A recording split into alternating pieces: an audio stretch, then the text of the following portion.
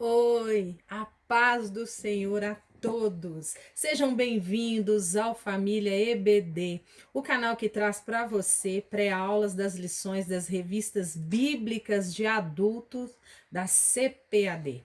Meu nome é Helena Murilo, sou professora de escola bíblica dominical na sede do Ministério da minha Igreja Assembleia de Deus aqui em Belo Horizonte e estou aqui para darmos continuidade nos estudos da nossa revista do quarto trimestre do ano de 2020.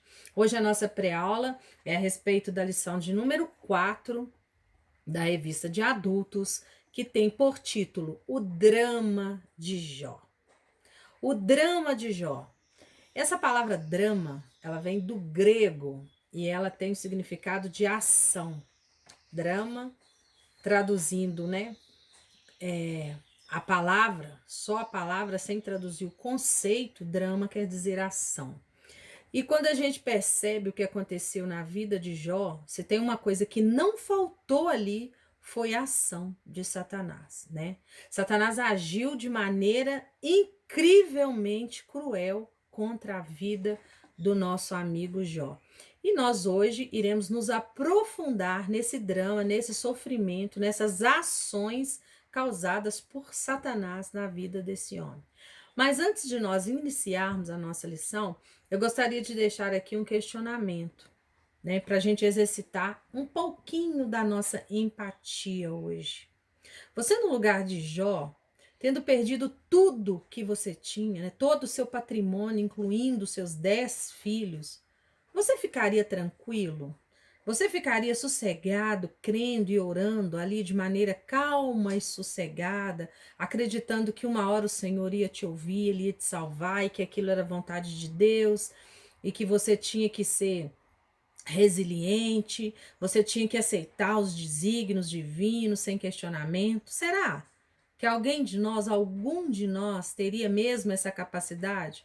Porque a gente vê muitos questionando as atitudes de Jó, as palavras que ele proferiu ali, questionando ao nosso Deus, mas a gente sabe que numa situação daquela, a gente sabe não, nós imaginamos que naquela situação talvez nós não teríamos resistido até o fim como Jó resistiu.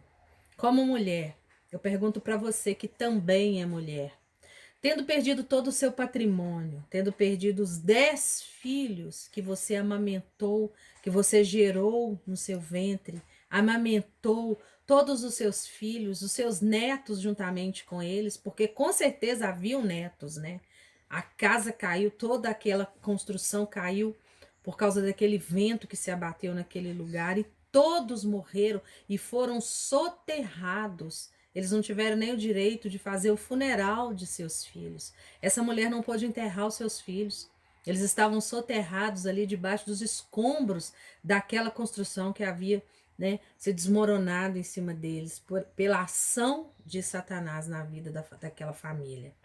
Você, no lugar da esposa de Jó, teria sido fiel até o fim, ficado tranquila até o fim, ao olhar para o seu esposo e ver aquele homem cheio de furúnculos, sem cabelos, magro, doente, com mal cheiroso, né, com a pele toda purulenta, você seria tranquila?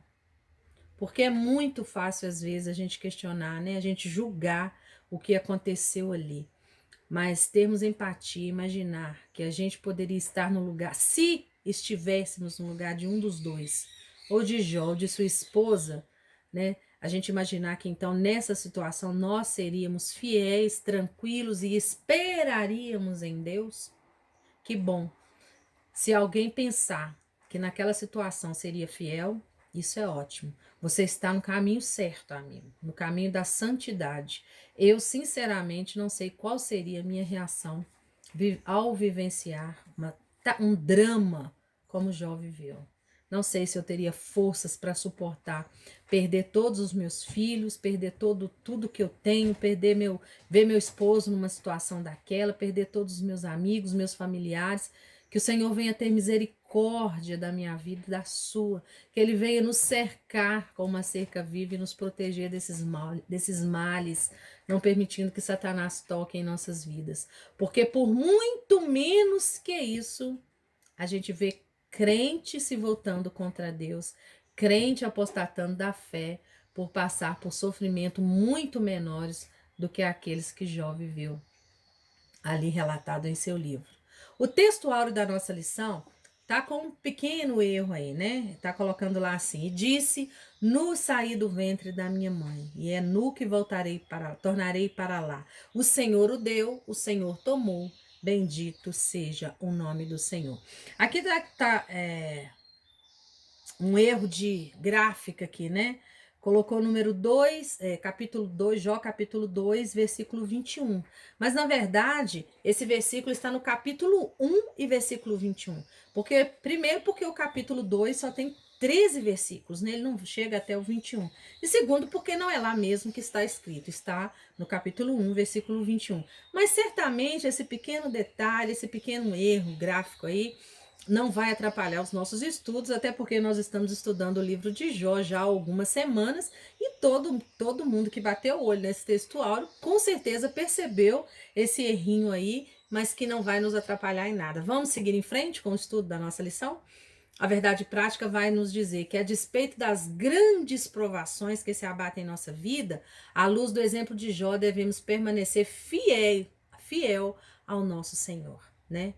Que ele nos livre desses males, mas se abaterem sobre nós, a gente não gosta nem de pensar, né? Mas que ele vem nos dar força para suportarmos e sermos como Jó, fiel até o fim, porque é no fim de todo mal, no fim de toda história, é que a vitória vai chegar, né? No fim de todo o drama, de toda a tragédia, que a mão do Senhor se estenderá sobre nós. E temos que ter em mente que, mesmo que a gente só veja a mão de Deus no final do período de dor, ela está lá durante todo o tempo. Nós vemos a mão de Deus na vida de Jó desde o início. Porque o que Deus vai falar para Satanás? Você tem autorização para tocar na saúde dele. Somente apenas não toque em sua vida. Então, desde o início havia a mão de Deus ali na vida de Jó. Deus não permitiu que Satanás matasse Jó, embora tivesse permitido que ele exterminasse a família de Jó, né? Sobrando só aquela mulher que estava ali revoltada também, com muita dor. Da mesma maneira que Jó estava sofrendo, ela também devia estar passando por uma aflição, um sofrimento horrível, né? Então os dois ficaram ali naquele sofrimento todo, mas Deus não permitiu que a vida deles fosse tocada. A nossa leitura diária se encontra totalmente no livro de Jó, né? Nós estamos estudando esse livro. Na segunda-feira nós vamos falar sobre o primeiro anúncio, né? Já estudamos, na verdade, sobre o primeiro anúncio, lá em Jó 1, de 13 ao 15. Na terça-feira, o segundo anúncio, né? Jó 1, versículo 16. Na quarta-feira, o terceiro anúncio. Na quinta-feira, o quarto anúncio. E na sexta-feira, a primeira reação de Jó diante da tragédia. E aqui a referência está correta, Jó 1, do 20 ao 22, né? Que é quando Jó se levanta, rasga suas vestes, rapa a sua cabeça, se ajoelha e adora a Deus. E vai dizer que em tudo isso Jó não pecou contra o Senhor. No sábado, Satanás e a saúde de Jó.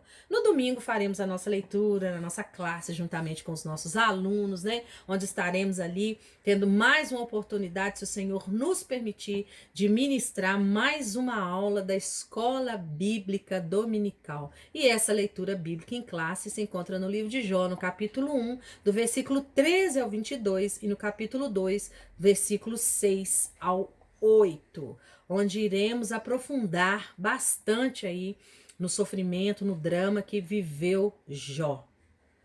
O objetivo geral dessa lição é mostrar que Jó manteve sua fidelidade a Deus, independente se ele questionou, se ele sofreu, se ele chorou, ele foi fiel a Deus. E é sobre isso que nós vamos falar. Esse é o tema central da nossa lição, né? Claro que a gente vai falar do drama de Jó, como é o título da nossa lição, mas o objetivo geral é mostrar que mesmo nessa situação dramática, ele se manteve fiel ao nosso Deus. Temos 3 tópicos nessa lição. O objetivo específico do tópico 1 é revelar de que forma as tragédias se abateram sobre Jó e atingiram seus bens. O objetivo do tópico 2 é explicar de que forma Jó teve sua família destroçada pelos ventos. E o objetivo de número 3, do tópico 3, é demonstrar de que forma Jó teve a saúde física e mental abalada. Nessa lição nós veremos a calamidade que se abateu sobre a vida de Jó.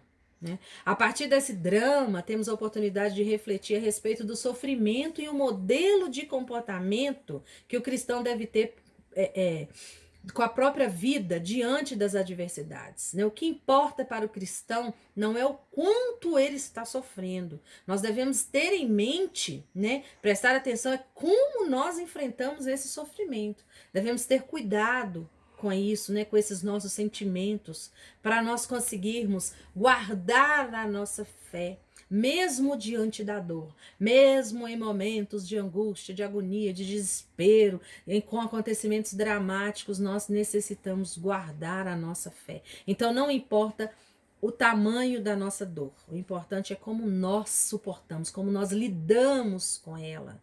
É com fé?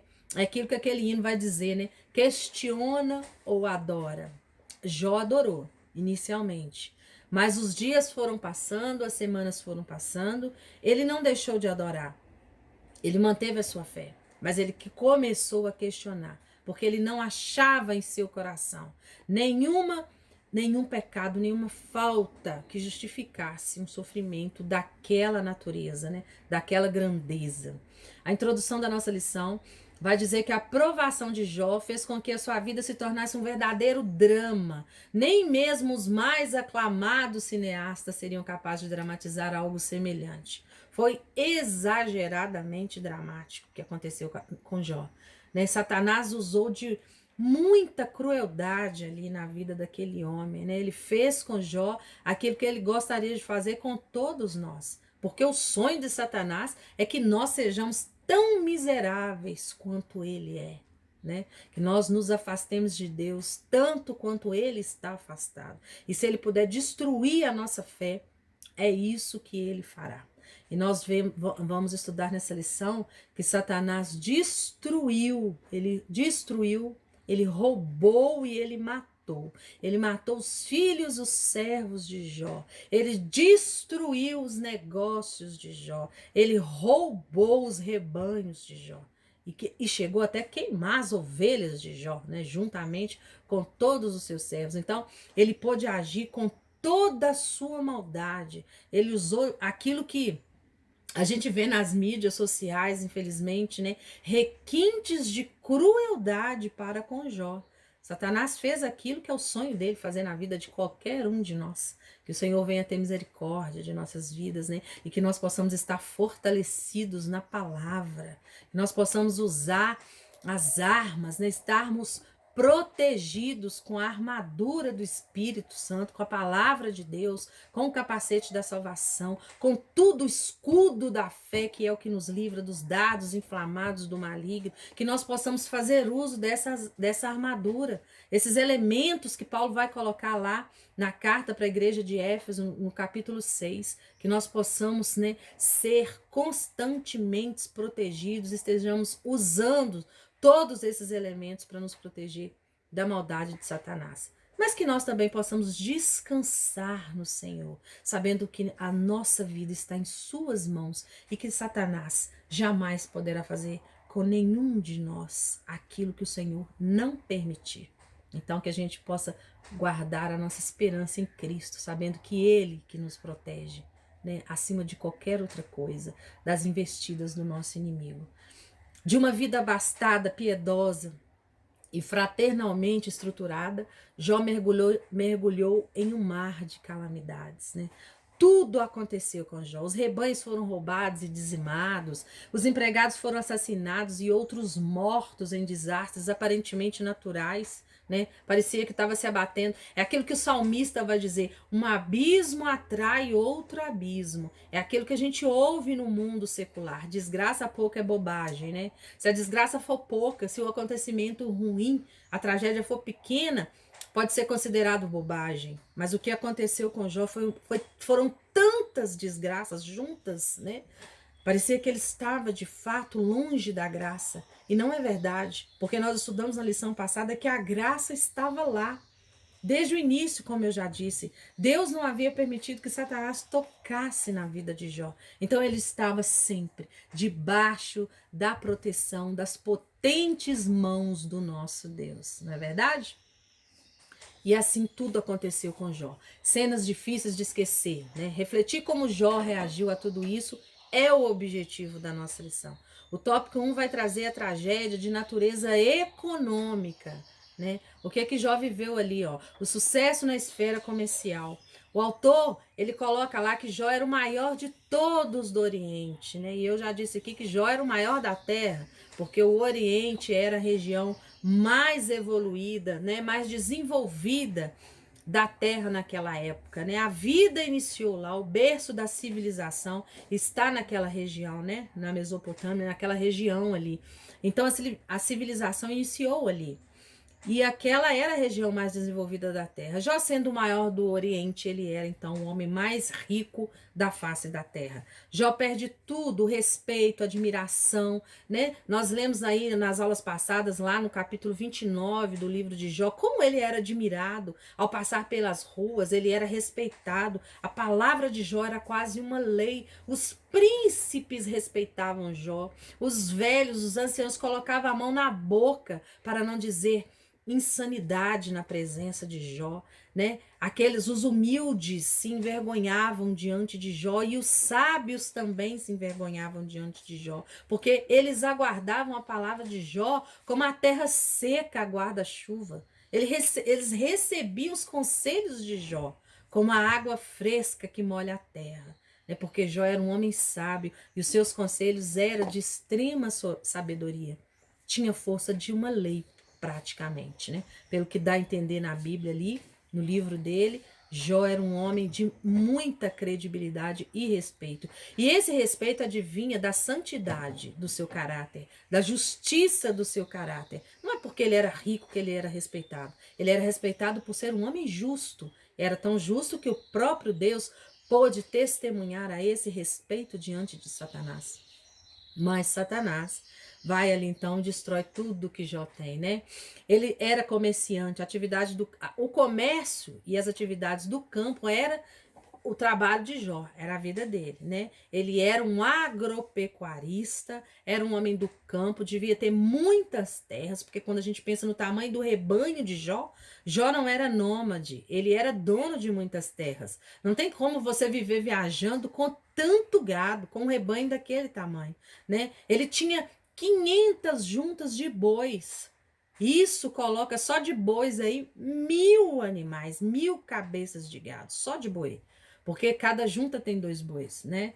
Então, se ele tinha 500 juntas de boi, só boi ele tinha 1.000. Como é que viaja de um lado para o outro com um rebanho tão grande, tantos camelos, tantas ovelhas? Ele era muito rico. E por que ele tinha tantas juntas de boi? Porque existia uma atividade agropecuária aí, né? Ele plantava, ele colhia, ele precisava desses bois para arar a terra, né? Ele tinha camelo, que era meio de transporte, jumentas, né? Tinha atividade de laticínio, né? Produzia queijo, provavelmente, muito leite. Então ele era um homem muito rico, ele era, se a gente for comparar com os dias de hoje, Jó estaria na Forbes, na revista Forbes, né? Como o homem mais rico da terra, o empresário mais rico da terra. Contudo, esse homem era humilde, esse homem era sábio.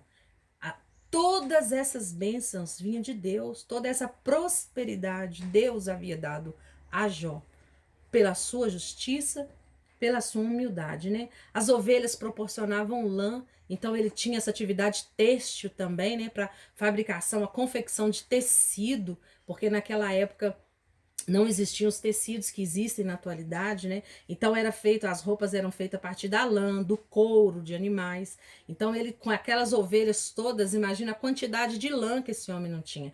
Ele tinha uma atividade fabril muito grande e significante naquela época. E isso Provavelmente não. Isso com certeza rendia a ele uma quantia exorbitante, né? Valores econômicos ali, financeiros muito altos, né? Jó era um homem muito rico, possuidor de muita riqueza. Por outro lado, os camelos e jumentos estavam a serviço do transporte de cargas, né? Então, Jó era o maior transportador da terra, né? Ele tinha muitos animais que trabalhavam com isso. Dessa forma, Jó se destacava no Oriente como um homem de negócios. Jó não era um homem qualquer, né? Jó era alguém muito importante naquela sociedade. O sucesso na esfera do campo, né? Ele tinha lá tudo aquilo que eu já disse, a sua atividade agropecuária ali, né? O ataque do diabo na esfera comercial. Ele vem, Satanás atinge o centro das atividades comerciais do patriarca. O adversário procurou retirar aquilo que, graças ao trabalho duro, Jó havia conquistado. Então ele vem primeiramente, né? Ele queima as ovelhas, fogo veio do céu e queimou as ovelhas de Jó. E aí vai seguindo aquilo, né? Vem os salteadores e levam os outros animais e ele vai dizimando aos poucos todo o patrimônio de Jó. E é interessante porque sempre sobrevive um servo que vai chegar para Jó e dizer, como disse o primeiro, né? Fogo que veio do céu. Caiu as ovelhas estavam a pastar, matou todas as ovelhas e as ovelhas estavam no campo, matou todas as ovelhas e matou também os servos, né, os pastores que tomavam conta das ovelhas. E ele considerava que esse fogo havia vindo do céu. Olha como era até os servos de Jó eram tementes a Deus. Olha como ele era um bom senhor que sabia instruir até os seus servos na palavra de Deus, no conhecimento da verdade, né? Eles consideravam que vinha do céu. Nós sabemos que houve permissão de Deus para que aquele fogo caísse, mas aquilo era ação total do Satanás, né? Obviamente que nada ele poderia fazer sem a permissão de Deus. O ataque na esfera do campo, da mesma forma que ele atinge os negócios de Jó na esfera comercial, Satanás atingiu também na esfera agrícola ali no campo, como eu já disse, né? Aqui é necessário fazer uma ponderação. Evidentemente que nem sempre o empreendimento de alguém quebra por investidura maligna. Vários são os motivos que podem levar uma empresa, né, um empreendimento à falência ou diminuir os seus ganhos, os seus lucros, passar por momentos de dificuldade. Na atualidade, nós estamos passando em todo o planeta uma situação difícil, de crise por conta da Covid-19. Muitas empresas fecharam. E isso, não existe uma ação direta do inimigo aí, de Satanás aí, né? Satanás não chegou na lojinha que tem aqui perto da minha casa e jogou alguma coisa lá para que a porta fosse fechada, não jogou fogo, não foi vento. Foi o que aconteceu com a realidade atual, onde muitos pequenos empresários e até mesmo alguns grandes empresários estão passando por dificuldades nessa área. Porque o comércio foi fechado, né, durante muito tempo, muitas semanas, em alguns lugares, durante muitos meses, alguns meses, tudo ficou fechado. E sem essa atividade comercial, muitos empreendimentos foram à falência, tiveram que fechar as suas portas. Temos, na atualidade, muitos empresários falidos, sem trabalho, espalhados pelo mundo todo. Pode haver uma ação do inimigo de maneira indireta aí? Sim. Pode haver uma ação do inimigo. Nós não temos conhecimento espiritual, né, de onde surgiu esse vírus, né? Se isso foi providência de Deus, se foi mão de Deus. O que nós sabemos é que foi permissão de Deus, porque nada acontece na face da terra sem o nosso Deus permitir. Mas nós não sabemos se houve um interesse maligno de alguém, de Satanás, né, de alguma força política. Ninguém sabe. São muitas as especulações a respeito do que estamos passando no momento. Mas o que eu quero dizer é que às vezes nem sempre é Satanás que vai lá e destrói o seu negócio. Pode acontecer de você também não ter competência, do empresário ser incompetente para gerir um negócio. Ele não dá conta, né? E aí acaba fechando as portas também por incapacidade do próprio empresário. Isso acontece muito, é muito comum. A maioria das empresas que são abertas nesse país são fechadas antes de um ano de sua abertura, porque o empresário não conseguiu levar adiante aquele negócio por questões administrativas, né? Não ter conhecimento administrativo. Existe uma cultura de que qualquer um pode ter um negócio, mesmo aquele que não conhece nada a respeito de administração. E às vezes nós realmente não temos esse dom, esse talento, né? E aí a gente abre um negócio, não consegue gerir e ele acaba quebrando. Mas às vezes sim, é por ação do nosso inimigo. Nem sempre isso acontece, não. A nossa lição não vai nos dizer que todo negócio que quebra é por conta da ação direta de Satanás. Que isso fique bem claro. Estamos combinados? Nós vamos mostrar aqui o sofrimento desse homem. O que esse homem passou. Eu fiz até umas anotações aqui, porque são tantos os sofrimentos, e o nosso comentarista, o pastor José Gonçalves, nos orienta, né, orienta o professor aqui, a fazer um panorama de tudo isso que Jó viveu. Né? Então a gente vai ver que Jó emagreceu, Jó teve insônia, Jó sentia dor nos ossos, muito grande foi o sofrimento que esse homem viveu. Ele vai dizer lá em Jó 13, no capítulo 25, porventura acossarás uma folha arrebatada pelo vento e perseguirás o restolho seco, né? Ele já se sentiu um caco, uma coisa seca, e sentia ainda que ainda assim Deus o estava perseguindo, né? Pedia, por favor, me deixe em paz, já não tem mais nada em mim para ser tirado, né? Então me deixe em paz, me dá um pouco de descanso. Ele questionava nisso, por que não me dá um pouco de descanso? Já não tem mais o que tirar de mim, já levou tudo que eu tinha, né? Agora é só mesmo a morte que eu aguardo, e eu espero morrer em paz, com tranquilidade, né? Era isso que se passava no coração daquele homem. Muita dor ele sentia. Nós vamos ver lá no capítulo 16, no versículo 6, ele dizendo, se eu falar, a minha dor não cessa. Não ia adiantar ele ficar questionando. Mas se eu calar, qual será o meu alívio? Então ele sabia que ele falando, ele ia continuar sentindo dor. Mas se ele calasse a boca, como seus amigos queriam que ele fizesse, que ele parasse de questionar, que ele assumisse a sua culpa, pedisse perdão, e Deus então restabeleceria a saúde dele, né? Perdoaria e se reconciliaria com ele. Jó vai dizer, se eu falar, a minha dor não cessa. Mas se eu calar, que alívio eu vou ter? Então ele continuava questionando, porque no silêncio ele também não encontrava paz. No silêncio ele não ia encontrar alívio. A dor nos ossos. Lá no capítulo 30, no versículo 17, ele vai dizer que ele sentia muita dor. Ele não suportava. De noite se me transpassam os meus ossos. Olha isso. E os meus nervos não descansam. Ele sentia dor nos ossos, dor nos nervos. A doença que Satanás colocou no corpo daquele homem era tão terrível que Jó não conseguia dormir, Jó não conseguia mais ter sossego, ter paz. Esse homem estava num estado extremo de aflição e sofrimento. Sofrimento físico, emocional, mental. Jó não teve tempo de fazer um funeral para os seus filhos, ele não teve tempo de chorar a morte de seus filhos, porque veio sobre ele terrível doença. Essa doença terrível que fez com que tudo isso acontecesse com Jó. No capítulo 3, o versículo 10, olha a tristeza desse homem. Ele vai dizer, porque não fechou as portas do ventre, nem escondeu dos meus olhos a canseira. Então ele vai lamentar. Por que ele estava sofrendo daquele jeito? Ele preferia nem ter nascido. Ele teve insônia. No capítulo 7, versículo 4, vai dizer, deitando-me a dormir, então digo, quando me levantarei? Mas comprida é a noite, e farto-me de me revolver na cama até de manhã, até a alva. Então ele virava na cama de um lado para o outro a noite toda, porque ele não conseguia dormir. Isso quando ele estava na cama, né? Quando ele não estava ali sentado no monte de cinzas, que era onde ficavam os doentes, né? Fora do povo, para que não contaminasse toda aquela sociedade.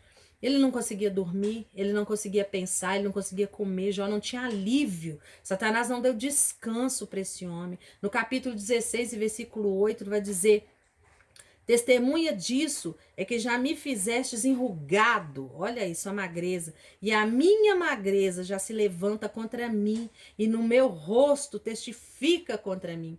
Isso quer dizer que ele estava na pele e osso já, não tinha mais nada, como dizia minha sogra, pele e couro já. Não tinha mais nem carne, a magreza era extrema, o rosto já tinha afundado, né? As bochechas aqui já tinha desaparecido tudo, tamanha era a magreza daquele homem, feio aos olhos dos outros, né? As pessoas olhavam para aquele homem, riam dele, se assustavam com a aparência horrenda de Jó, antes tão respeitado por toda aquela sociedade, toda aquela civilização, amava Jó, respeitava Jó.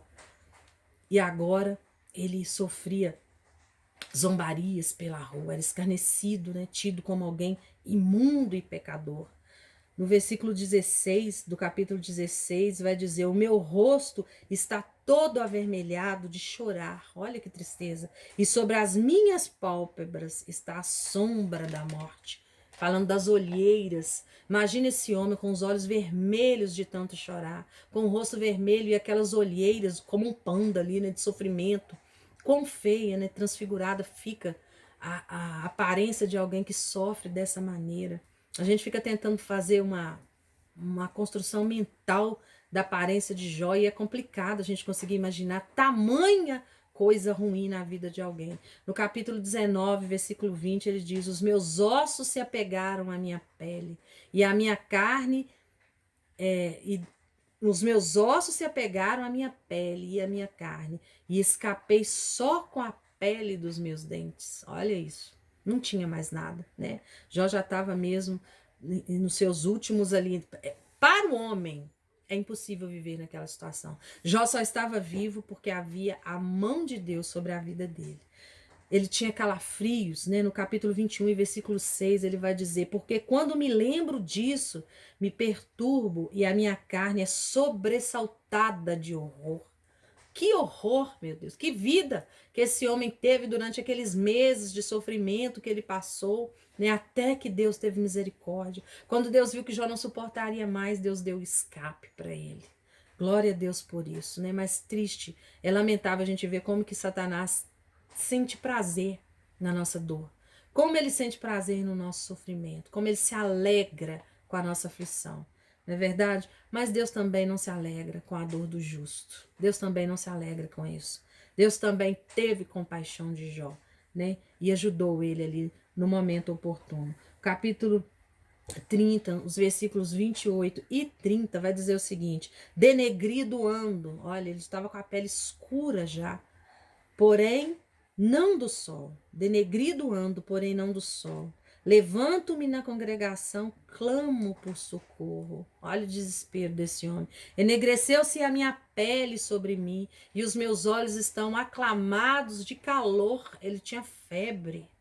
Essa doença era terrível. Alguns dizem que era lepra, né? Outros dizem que não, porque pelos relatos não podia ser lepra, era outra coisa. Mas enfim, isso é uma discussão teológica, não cabe aqui, não entra aqui. Nós estamos falando do drama de Jó, né? Nós queremos falar sobre o drama de Jó e mostrar que ele foi fiel até o fim. Esse é o objetivo dessa lição. Não é discutir qual era a doença que ocorreu ali, né? Ele tinha úlceras malignas, né? Ou seja, ele tinha furúnculos pelo corpo. Furúnculos que vazavam secreções, né? Que aquelas secreções saía pus das feridas de Jó ali. No capítulo 12, versículo 4, ele vai dizer: eu sou motivo de riso para meus amigos. Eu que invoco a Deus e ele me responde. O justo e perfeito sofre de zombaria. Olha que tristeza. Você que é justo, né, querido? Você era o cara que conversava com Deus e agora está aí nessa situação. Ele mesmo se sentia assim. Eu conversava com Deus, eu era ouvido por Deus e agora eu estou nessa situação. Quem diria, né? Nós podemos pegar isso para a nossa vida. Aquele que está de pé, cuide para que não caia. Né? Hoje nós estamos bem com Deus, nos relacionando bem, tendo intimidade com Deus. Não foi o caso de Jó. Ele não caiu por pecado, mas pode acontecer a um fiel, né? A um justo, apostatar da fé, cair, né? Da presença do Senhor, sair, se distanciar da presença do Senhor. Que nós estejamos firmes no propósito, porque a caminhada para o céu não é de quem chega primeiro, né? Não é de quem é melhor, não é uma corrida, é uma caminhada. E será recebedor da coroa da vitória, aquele que persistir até o fim, com dor, sem dor, com aflição, sem aflição. Quem suportar até o fim é o que será vencedor dessa jornada, dessa caminhada.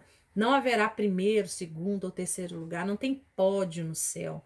A coroa é para todo mundo que chegar lá, né? A salvação é para todos nós que chegaremos no céu, na presença de Cristo Jesus. O tópico 1, então, colocou dessa maneira o sofrimento de Jó, né? E o tópico 2 vai colocar, o tópico 1 tem a sua síntese, a tragédia de natureza econômica atingiu Jó, tanto na esfera comercial quanto na esfera do campo. Tragédia de natureza familiar, os filhos, né? Perdeu os filhos em último lugar. Depois que Satanás já tinha destruído todo o patrimônio de Jó, ele então resolve matar os filhos de Jó. Foi a última tentativa que ele fez, né? Antes dele voltar a conversar com Deus, né? E ter autorização para tocar na saúde de Jó, ele então mata todos os filhos de Jó. Com aquele vento, um vento forte soprou sobre a família de Jó, devastando-a, destruindo os filhos de Jó. Se nesse momento existe um vento forte devastando a sua família, tenha fé. Não perca a sua esperança em Cristo, porque assim como aconteceu na vida de Jó, as mãos do Senhor também estão estendidas sobre a sua vida. Houve sim muito sofrimento na vida de Jó, mas houve também uma grande vitória. Às vezes o vento forte vem mesmo e tenta derrubar nossa casa, tenta derrubar nossa família, tenta levar nossos filhos para a droga, para o caminho da perdição, tenta desvirtuar as nossas filhas e matar todos eles. Mas o Senhor é conosco, Ele é com seu filho, com a sua filha, o Senhor é com a sua família. A sua família está no altar do Senhor. Creia nessa promessa que Deus tem para nós, né? Creia, porque o Senhor vai te fazer vitorioso e recebedor da coroa da justiça.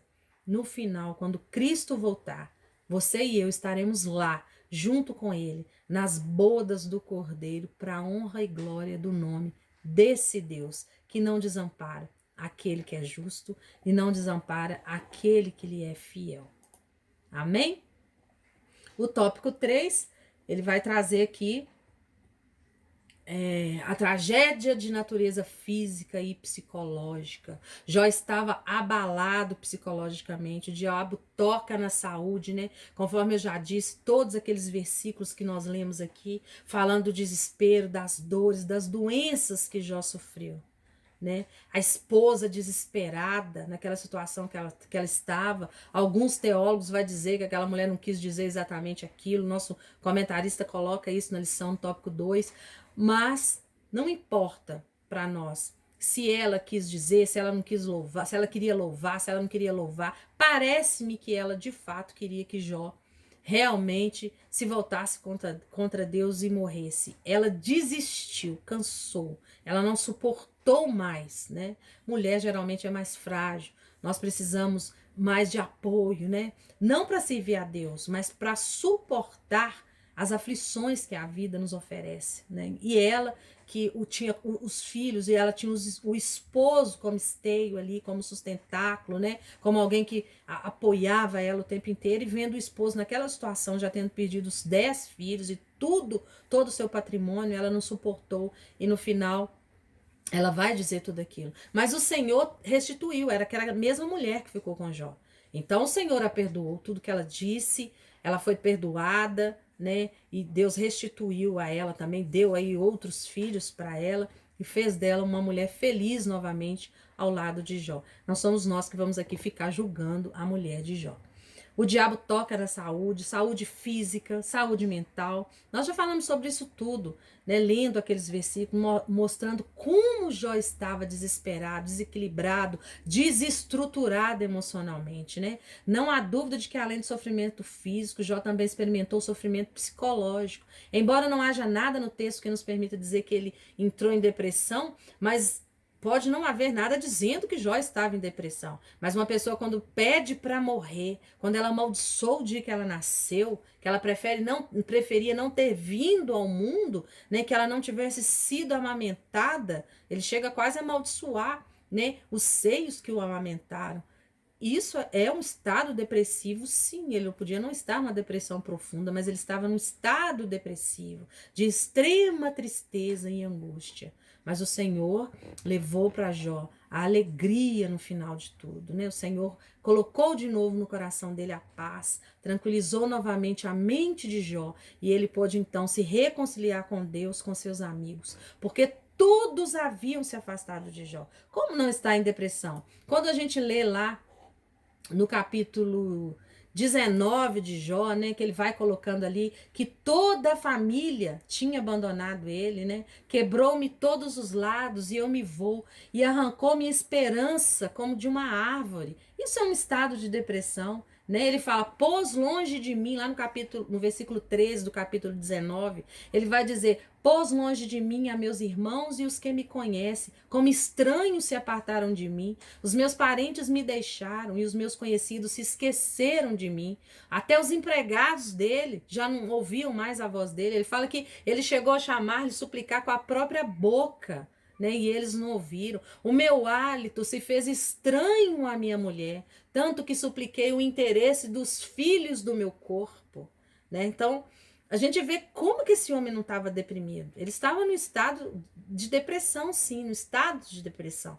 A Bíblia não fala que ele estava deprimido, mas a gente percebe pelas suas palavras que a angústia de Jó era tão grande, a tristeza era tão grande, e parece-nos um estado depressivo de uma pessoa perturbado psicologicamente, com certeza, né?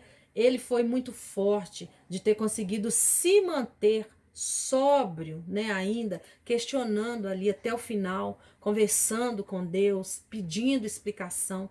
Jó foi muito forte e ele foi fiel até o fim. Suportou tudo aquilo e em momento nenhum ele blasfemou contra o nosso Deus. Que fique esse ensinamento para a nossa vida, nessa lição de hoje, né? Que nós possamos, como Jó, também ser fiéis ao nosso Deus. Ainda que venha a tristeza, né? Ainda que a dor e a aflição se abata sobre nós, mas que nós possamos, como Jó, ser firmes na promessa, crermos na promessa, entender que o nosso Redentor vive e que em algum momento ele haverá de nos dar o escape dos momentos de dificuldade que nós estamos passando.